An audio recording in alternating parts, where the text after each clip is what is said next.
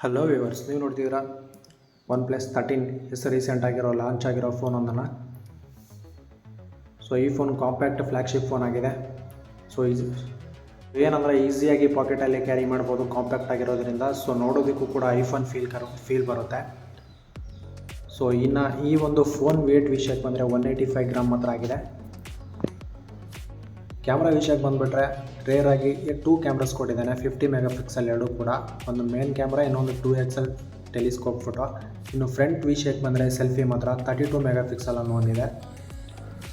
ಬೇಜಾರು ವಿಷಯ ಏನು ಅಂದರೆ ಅಲ್ಟ್ರಾ ವೈಡ್ ಕ್ಯಾಮ್ರಾ ಕೊಟ್ಟಿಲ್ಲ, ಇವನ್ 2X ಟೆಲಿಸ್ಕೋಪ್ ಮಾತ್ರ ಕೊಟ್ಟಿದ್ದಾನೆ.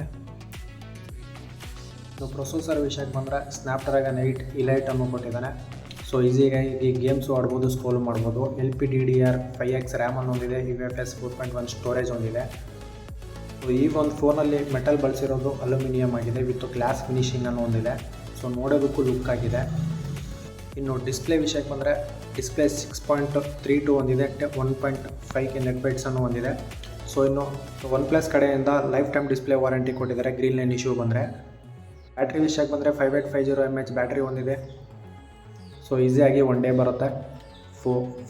ಬಾಕ್ಸಲ್ಲೇ ಕೂಡ 80 ವ್ಯಾಟ್ ಚಾರ್ಜರು ಕೊಟ್ಟಿದ್ದಾರೆ, ಸೂಪರ್ ವಾಕ್ ಚಾರ್ಜರು.